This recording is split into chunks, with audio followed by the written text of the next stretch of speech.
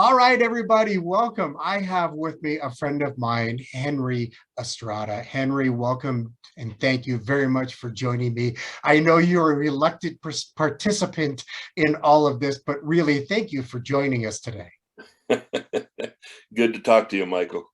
So I have some questions, and we've known each other for a long time. And I will say, I was thinking about it last night when I was watching you guys at the performance, that if it wasn't for you, I mean, I really have to thank you for bringing me back into the fold because, I had been out for so long, and then it was like, I was looking for some places to play and some places to gig. And you were like, I actually have a big band that really needs a trumpet player. And then because of you, I actually got the audition and I'm now playing with the Albuquerque concert band. So personally, I want to say thank you for doing that for me. You're a very gracious person and you're such a great guy. So thanks again. Thank you very much for joining us today. You're a native New Mexican. You're from where exactly in New Mexico? I was born and raised in Deming, down south. It's Yes. west of Las Cruces. Some people don't know where it is. Right. But It's west of Las Cruces right. and what, 45 minutes to an hour, right? Is that, or is it like 30 minutes to 45 minutes? I always get those confused. Yeah, about 45. Okay. And you grew up in Deming, and then from there you went to New Mexico State University, which is located in Las Cruces. And you have a degree in music education, right? When did you attend NMSU? I was there from 73 to 77. Okay. And from there, you went, you went, where did you go from there? Because I know you have a master's degree, but did you go right off and get your master's or did you teach somewhere for a while? I taught in Alamogordo for like 4 years, Oh, and, okay. and I was working on my master's degree. I'd actually put in a summer over at North Texas after my third year of teaching. Oh, That's where I wanted to okay. get my degree was as at North Texas. Okay. And I got back from North Texas and went right into teaching. It was like I got back on a Sunday and Monday we were teaching, kind of a thing. And Jim Young, who was the head band director in Alamogordo at the time, um, said, "Hey, Harold's trying to get a hold of you, Harold Van Winkle." And Oh, so okay. Harold Van Winkle had just gotten a position approved at UNM where he could have an assistant director as a grad assistant as an Mhm. assistant director for him. And so I was like, yeah, I thought about that and I thought, well, I could do like 5 summers at North Texas, or I could knock off this degree with Harold Van Winkle pretty quickly. Yeah, So so you were at UNM working on your master's for how long? 2 years. two Two years years. Okay, and your master's degree is in music education also? Right. Okay. That's Okay. And so when you finished, you taught at Alamogordo and you went to UNM, and from there you were teaching, you got a position teaching at Los Lunas, the Los Lunas School District. Is that correct? As what? The high school band director, correct? that's correct. Yeah. Okay. And I know you're retired from the Los Lunas as the Los Lunas band director, but how long were you there? I taught in Los Lunas at the high school for 33 years. Wow. For Yeah. 33 years. That's crazy. And you weren't just the prime, I mean, you were the head band director. Did you have assistants or you did all that stuff on your own?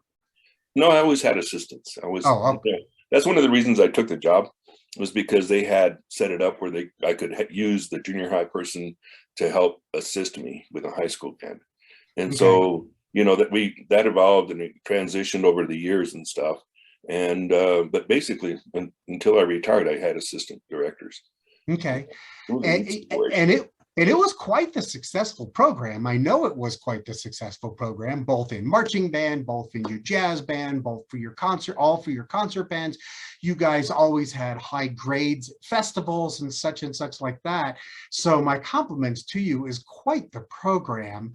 Um, you have been a clinician and you have been a conductor all over New Mexico. And I know you've done a lot of work as a guest clinician. But one of the ones that kind of stands out after I was doing some research is that, let me make sure I get it correctly. You were the tour director for the New Mexico Ambassadors of Music. Is that correct? That's right. Okay, and so that is a group of New Mexico students who traveled through European countries performing music on a regular basis. Was that a summer thing? I'm assuming it was a summer thing. How many years did you do that? Oh my goodness. Let's see. 2004 was the first time. Well, when I was in charge, 2004 was the first time I did it. And 2012 was the last time that we went. Wow. So you did it for 8 years. Well, And it was like every other year. We didn't go every summer. okay. And so what did that entail? How many students did you guys take on tour? It kind of depended on the economy and how much I could get around in the state and stuff. The first year I did it, I took over for Bruce Crokin. May you rest in peace. Yes. He was in charge, and he was going to take me as an assistant on that trip and as a chaperone. And he died suddenly. Right.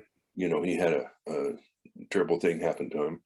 And so the company called me about a week later and said, "Hey, we need somebody to take over the tour. Are you interested in doing that?" So we talked it over, and I agreed to do that. And that was back in 2004. Right. And so I took over there, and we had about 33 kids or something like that, 32, and 4 chaperones. And we went, and it was, we did our thing. And how many months were you guys, how long were you guys in Europe touring? Well, let's see, we go for about, I believe it's a 16-day tour. Okay. That's still a lot. Yeah, it is. You would visit how many on average? I mean, I know it's probably more or less. On average, how many countries would you visit? We always visited 7 countries. It was a basic same tour every time. Okay. There was some variations here and there, but it was the same countries. Okay. And what kind of music were you playing? Was it anything in particular? Was it like marches and American music, or was it just whatever you could figure out at the time that would help, make the band sound good? Well, that's exactly what my intent was to make the band sound good. And I wanted to please the audience, and it was an outdoor audience. It wasn't one that was dressed in their tuxedos and came to listen, for just serious stuff. So being it's outdoor music, I did a lot of pop stuff. We did some marches, we did some features, I'd always try to feature somebody, Okay. Anthony Baca did Picket Fence with us one time. Sometimes I do trumpet stuff, have somebody come and play trumpet solo or a tuba solo. I remember I had Keith Jordan, and featured him one summer. And we just whatever. I looked at the talent that we had, and I said, I got to do something to feature this, Right. And so it was really a fun thing to do. We did a Rafael Mendez trio one time because we had some really good trumpet players back in 2008, and so we did a trumpet trio, one of his arrangements and stuff that he used to do with his sons. Oh, I bet that was a blast. Although it is big that you were taking mostly high school students. I bet it was a lot like herding cats, trying to keep everyone together. It was. I spent 3 months on tour in Europe once with adults. I mean, college people, and that was like herding cats. I can't imagine doing that with high school kids. That would be really, really tough. I bet you had good chaperones helping you. Well, we had what I always told people, we had professional chaperones, because if you think about it, band directors and choir directors, are the ones that are chaperoning their kids on their trips and stuff, so they know, what to expect from the kids and all. Right. Yeah, and the kids know what to expect from you guys. They're not going to try to take advantage. Right. So that's good. That's really good. So you have quite a few accolades to your name. Ones that honors that I was not aware of. One of the ones that I wanted to bring up is that you were named the New Mexico Music Educator of the Year in 2006. That's quite the honor for you as an instructor. It says a lot for your band program, and it says a lot for you as a band director. Well, thank you. I was very honored at the time. I still am, that they would even consider me, but yeah, I was very fortunate to receive that award, and it came from the New Mexico Music Educators Association. Right. And they do that every year. Every year they honor somebody and recognize somebody in different areas, Hall of Fame, Music Educator of the Year, all these different things, Right. But that's still that's a high honor, and that's coming from your peers, and that says a lot for what you've done. You were also, I saw that you were inducted into the New Mexico Music Educators Association Hall of Fame in Right. 2014. And then the one that I didn't know, which I guess it's also a learning experience for me, but you were also inducted into the New Mexico Jazz Workshop Hall of Fame in 2011. I honestly didn't know the New Mexico Jazz Workshop had a Hall of Fame, but congratulations on that one. That's a pretty high honor in my opinion, coming from all of your peers. These are people that have nominated and voted for you. That says a lot for your playing ability. It says a lot for you as an educator. It says a lot for you as a person. I think that's great honors. Is there any particular ones that I missed that of all the honor? I mean, these kind of inductee things, did I miss any?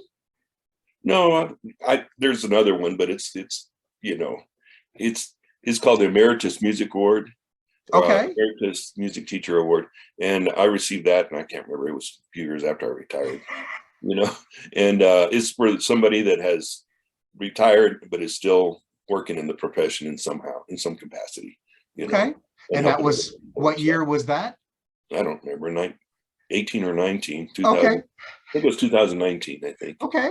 you know. Well, see, these are pretty big honors, Henry. I think they're great, and it shows, and I've said it a couple of times already, it shows what you have done, your contributions to being an educator, your contributions to being part of music programs, whether they be through the Los Lunas School District or just as an educator in general. I think it says a lot for you and who you are and what you've done to New Mexico, the contributions you've given us as an educator, especially. And that to me says more than words. It says a lot.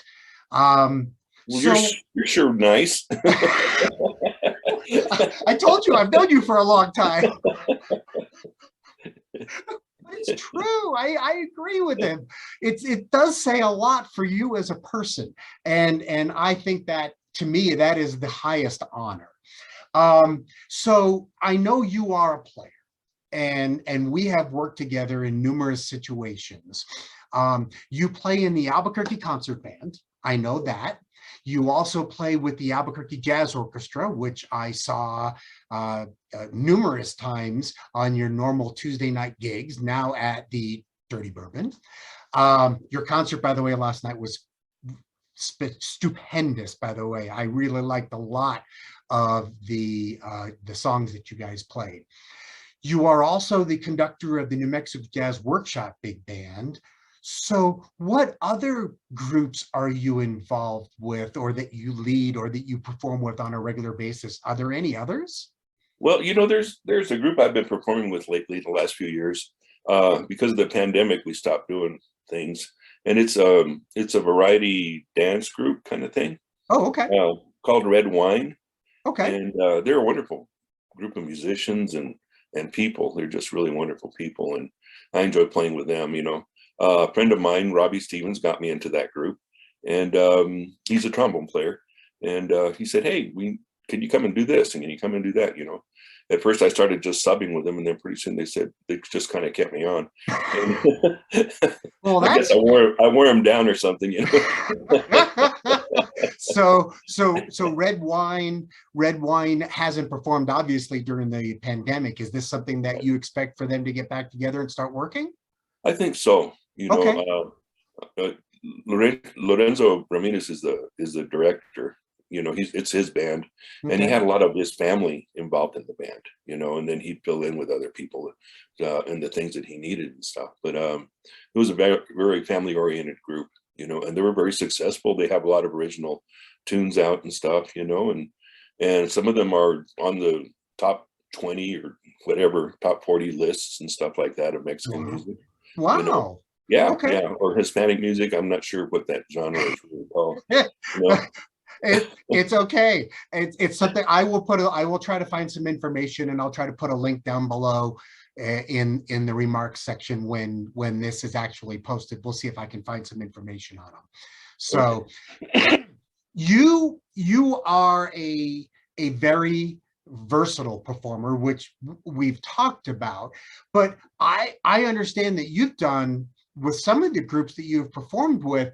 I know I looked it up, and you performed with the Outpost Jazz Orchestra. You've performed with the Orly Saavedra Big Band, the Chamber Orchestra of Albuquerque. I had no idea that you'd performed with the New Mexico Symphony Orchestra. You've performed with Cafe Mocha, which is a mainstay here in town, Salsa Sweet, Brown Sugar, should I keep going? Casablanca, Encanto. I mean, honestly, I had no idea that you'd performed with all these groups. And these are ones that, this isn't just, I mean, this is groups that you had played with over the years, even while you were teaching and doing all of those things that are required as a music educator. You're performing with all of these groups. That probably took a lot of your time, I assume. Well, now remember, they weren't all at the same time. No. I know that.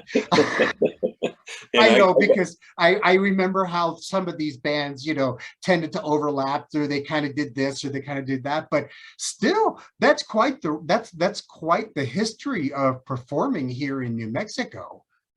it was always fun. I was always looking to have a good time. Music, I was drawn in through performance, and became an educator. And I still loved playing my instrument. And I watched my college trumpet professor, and he played with the El Paso Symphony. His name is Sam Trimble, and he taught at NMSU when I was there. A wonderful man, just wonderful. And I just loved the fact that he was able to play and teach. Right. And he encouraged that. He says, I went in as a performance major, and he says, "Are you sure you want to do that?" He said, "Because what are you going to do with a performance degree? Think about it." And he said, "If you get an education degree, you're always going to have a job, and then you can play as much as you can after that." And Right. so he encouraged me to do that, and it was wonderful advice. And so I took it to heart, and that's when I became the music ed major. And it was it changed my life, and I've always enjoyed teaching. And I knew that eventually I wanted to teach, but I wanted to go out and play first. But he was right. I needed to get that education degree. And Right. so, but I just wanted to keep playing. So I did. I'd go out to different places. I went out to Vegas a couple of summers and stayed with a friend of mine, Jim Perkins. He was playing out there. We were roommates in college, and and Jim he says, "Come out and stay with me and check out the scene out here." And back then, playing in Vegas, man, there was a lot of musicians. Holy cow! And so I got lessons from some really good trumpet players, and I just go in the summertime between teaching and stuff. And so I was still interested in playing. I didn't want to just hang it up. And so I was very lucky that I could keep doing that all that time. Right. And people who teach want, deep down, they still want to play. And it's that balance of, being a teacher, being a performer, having a family, all of those things. Sometimes one tends to take the hit, and if it has to be anything, the performing tends to, get pushed aside a little bit. But it helps when you're teaching, and you can tell kids, look, when I'm on stage, when I am doing this, it isn't just about me, me conducting them. It's, have you guys listened to this? Here's how I would play. And it helps relate to the kids, and it helps the kids relate to you. And I think that makes a big difference. Did you always have, like, when you did some of these gigs, and I'm sure the kids didn't come into the clubs or anything, but would you ever tell your kids to come out and see you play, I assume? Yeah. Oh yeah. Okay. There was a point there early on when I was getting my jazz band program going at Los Angeles High, where I would actually take the kids with me to a rehearsal. And I'd say, who wants to go? I said, "You guys want to check this out and see how these guys play?" And so I would actually take them, and we did that for a few years. And then pretty soon the district said, "You can't transport kids in your own vehicle anymore." So I had to stop doing that. Yeah. Well, there's always that liability issue. Yes. And so I couldn't do that forever. But yeah, no, the kids would come out, and as they could, some kids were more anxious to do it than others, Right. And And so, you push the ones that want to, that are interested, and the other ones, as long as they're having fun. And we've said it before, you and I, music is supposed to be fun. right, It's supposed to be enjoyable, no matter what you do. If it starts becoming a drag and it starts feeling like work, sometimes you have to change your mindset. right, Sometimes you have to change how you think about it. You can't always change how things are happening, but sometimes you can change your mindset. I saw a quote the other day from somebody that said, sometimes you have to enjoy the process. Doesn't mean that the process is easy, but sometimes you have to enjoy the process. And right, that means practicing and doing all those other things, and it can be difficult, but yes, I agree. Sometimes you have to enjoy the process, right? right, Okay. exactly. So you, with the AJO, you guys play the first Tuesday of every month, and you guys are at the Dirty Bourbon. You also do a lot of functions here in town, and you do a lot of the summer concerts over at the museum for the Jazz Workshop series. The Albuquerque Concert Band is starting our monthly series of concerts like every other week this summer. And you have other things like with the Jazz Workshop Big Band. I thought retirement, you were supposed to slow down, Henry. I've slowed down a lot. Are you kidding? Oh, wait, okay. That's not, maybe you did slow down. Okay, I'm sorry. I was burning the candle at both ends when I was teaching, you know. I remember some gigs that we do at like the Cooperage with the salsa bands, you know, it was a Thursday night regular thing. And Mhm. so we'd show up on a Thursday and play from 9:30 to 1:30. And then I'd have to pack up my stuff, get back home to Los Lunas. And I'd usually get home around 2:30, or sometimes if it was late because something was going on, it was 3. And then I had to get up, turn around and get up at 5 so that I could go Oh, teach my jazz band at 6:30 in the morning. oh, You know, oh, no, no, it no. was Okay. challenging. And Okay, so, so you have slowed down. yeah, yeah. I'm actually getting some sleep now. Yeah. Oh, yeah, trust me. That was the first thing I noticed when I retired from air traffic control is, what's this sleep thing I'm getting? All of a sudden I was well rested. It's like, wait, I don't know what this feels like. What is this rested thing? Right, you know. And so, you know, I've slowed down quite a bit, but I still enjoy being involved as much as possible, you know. Okay. So teaching that big band at the Jazz Workshop is a joy, you know, just because it's with people that I know that really truly want to be there, you know. They're not just kind of going experimenting, but they're going, you know what, I'm interested in this. Right. And it's just a joy for me to be able to work with people like that. And you know, and of course playing, I'm just having a good time playing. You know, every chance I get, I'll play. You know, Yeah.